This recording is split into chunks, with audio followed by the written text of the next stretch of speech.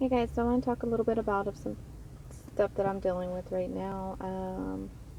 It's the word expectation, and I had to look it up, so I know I'm speaking on it right. It's a strong belief that something will happen or be the case in the future. So literally, we come up with a thought or belief that this thing is going to happen, and or it's going, in the future. I'm going to have this.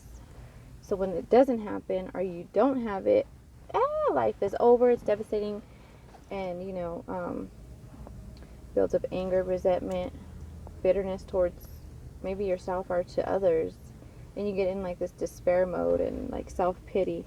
Um, I think it's okay to hope for the best, and that's a little different than expecting. I think because you're expecting it, it's like a something you strongly believe is going to happen. This could be with kids, job, your spouse, or coworkers, management, whatever. I'm seeing it a lot lately that people are being held high, with expectations, and a lot of the staff is walking around disappointed and angry, and that's all they talk about is because other people aren't doing what they expect them to do. Well, first of all, people aren't mind readers. I'm learning that. I get home and I'm like, guys, why isn't this done? Why isn't this done? Or why are you doing it this way? You know better. And it's just like, they're like, Mom, we can't read your mind. I'm like, well, you should. But that's me holding them, accountable for my expectations that they didn't even know about. Um, and so I'm super angry, but I never talked about it with them. And, I need to put my pride aside and, be like, you're right. But that's really hard sometimes. So I need to work on that. And, um,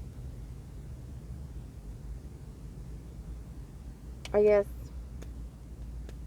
expecting things from anybody isn't right. Well, yeah, you expect them to do the right thing, but when they don't, and your faith and hope are in that. So, like, people that don't believe in God, are don't have nothing else to put their faith and hope in, that can be devastating. And I can see where people get so depressed and even maybe suicidal because their hope is in this one circumstance, whether it be their career, they lose it, or their spouse, they get a divorce, and it's like, what do I have to live for now? A child, if their child passes, like, if their hopes and dreams are in this child or person and it's gone, it's like all hope fails, like lost, nothing like to live for, and that's so sad. And it's so hard for me as a Christian to not hold expectations and for the future or in my life now. And I can just imagine how hard it is for people that don't have God to turn to, or even a prayer life to pray about these things, because we all feel it and we all go through it, but it's just, how long are you going to hold on to it and let it resonate in you? So like today I was confronted with some disappointment because I had some expectation on somebody that I shouldn't have. I'm like, hey, can you do this? It's really convenient, it's quick, it's right here, can you do this for me? And like, for whatever reason they couldn't, and I'm like, why it's just a small figure, like, why can't you do it for me? But I had to step back and pray about it, and look at the situation and be like, well, I don't know what that person's going through. In their mind, maybe my little simple request was probably something like distracting them from whatever they're going through, or it was just something that they couldn't do for whatever reason, and that was just something I expected, and as quick as I wanted to get disappointed, I had to quickly pray, and that leads me to this video. Yes, so I wanted to talk about a little bit of love languages.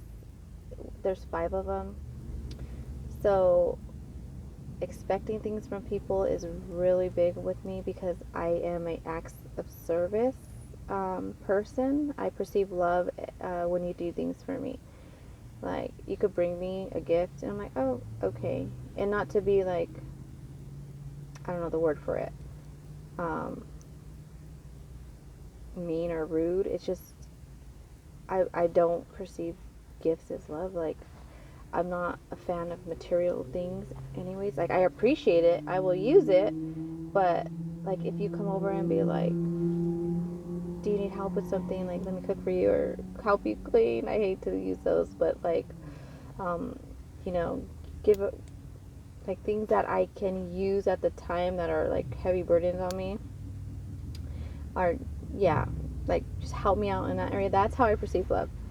It's crazy, but that's what it is. But they are gift giving. So some people perceive love by getting gifts or receiving gifts. Giving, yeah. Quality time. You know, some people just want to hang out and, like, be face to face, or, you know, just even watching movies together. Like, they perceive that as love. Physical touch. Some people, you know, those are the huggy, clingy kind. That's how they feel loved. I have kids in all areas. All of them are different. So I can't just go and do everything for them. That's like, hey, because that's how I perceive love. That's not how they perceive love. But I'm like, I love you. I'm doing this for you. I'm, you know, taking care of you this way.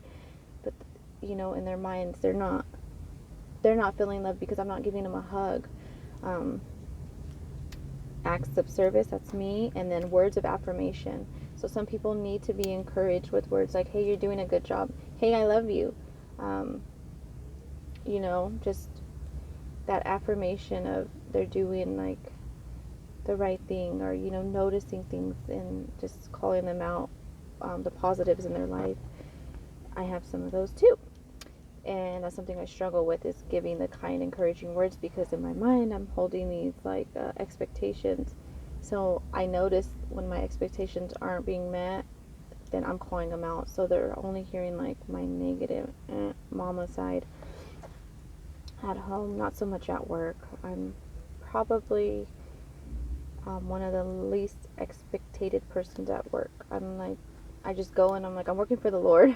I'm not working for anybody else around me, so I'm just going to work and I'm going to do the best that I can do, regardless of what freaking Nancy isn't doing over there, or Bob, you know. They're not working, they're not working. I'm not going to be like, well, if they ain't going to do this, I'm going to do this, you know, because that's not the right mindset. And your employer will notice, you know, your work. And I think you will be blessed when you work for the Lord and not for man.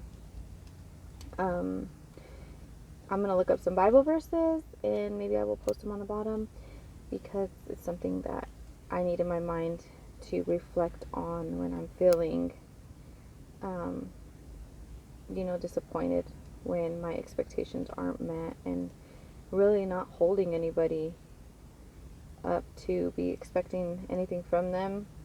I don't know the right word for it, but yeah. We don't want to put our hope and faith into anybody other than the Lord, and He has proven that when I do put my hope in men, I am quickly reminded that men are flawed. I don't mean men, but like women, men, they're flawed and they're human just like we are. So people probably hold expectations on us, and when we don't meet them, we don't even know, but they're probably resentful towards us. We don't even know, because they never even told us. They're just expecting us to do whatever. I hope this makes sense. I'm trying to go through it, you know, day by day, hour by hour, minute by minute. I'm sure I'm going to go to work right now, and there's going to be a little bit of bitterness going on with other coworkers, and I'm just going to try to be the light and not let it faze me. You know, if people aren't doing their job, I'm just going to give it my all. Yep. See you guys later.